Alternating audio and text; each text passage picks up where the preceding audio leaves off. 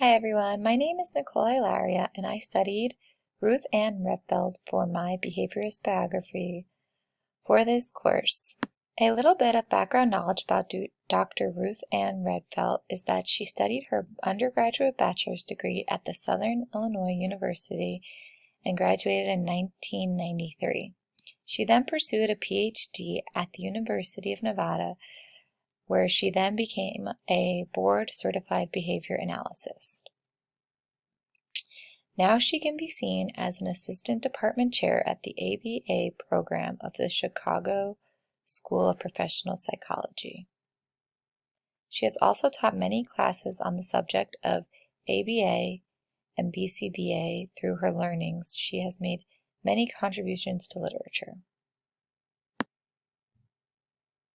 Dr. Ruth Ann Rehfeldt has over 100 articles and book chapters that relate to autism, verbal behaviors, and developmental disabilities.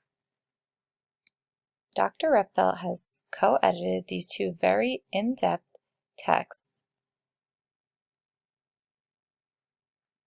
Derived relational responding refers to generalizing these responses to multiple stimuli, and this piece of literature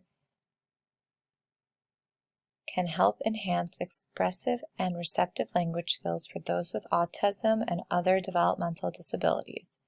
It not only relates to verbal language, but also includes ways to develop comprehension, reading and writing, and using better spelling skills,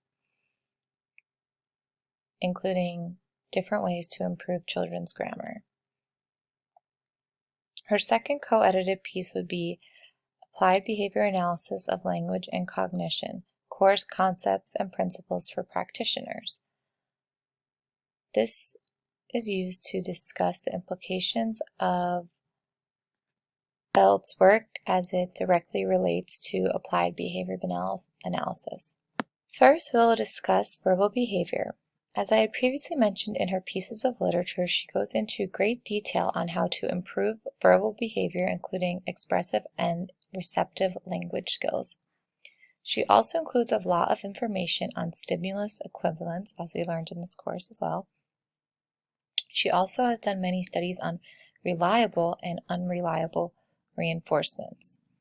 In her article, Establishing Preferences for Reliable and Unreliable Reinforcements in Adults with Dual Diagnosis, she was able to observe 3 adults who were diagnosed with both developmental and psychiatric disabilities. The purpose of this study was geared for the individual's preference towards reliable and unreliable responses. The response is something that occurs after the behavior.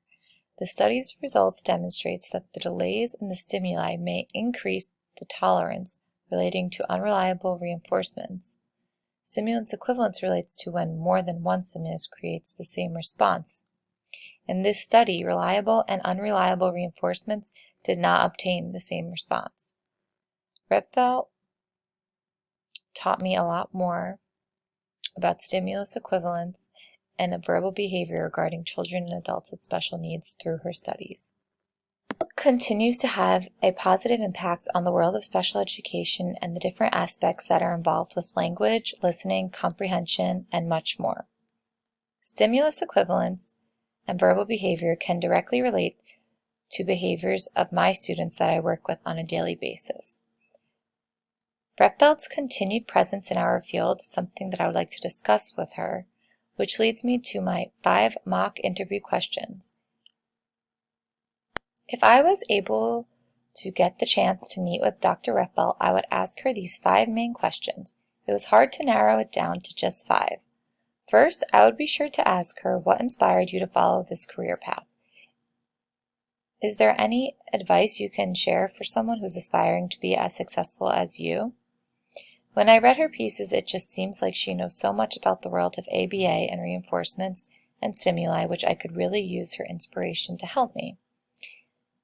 Number 2 would be, when working with different children or adults, how do you determine which reinforcement strategies work best for them and for you? Number 3, through your observations for testing stimulus equivalence, what works best for improving the development of language? Number 4, based on your backgrounds and findings, what is the most successful step-by-step process and for teaching verbal behavior? Number 5, do you think there is a relationship between the 3 different types of stimulus equivalence, reflexivity, symmetry, and transitivity? How do you determine which way works for the population that you are working with? She has worked with many different age ranges, and there's typically developing children as well as children with special needs, children with autism, children with developmental disabilities. Also, she has worked with children who are English language learners. So based on the populations that she's working with, I would just ask her, or I would like to know, how does she determine which stimulus equivalence would work best? Here are the resources that I used to construct this presentation. Thank you for watching, and thank you for any feedback that you have.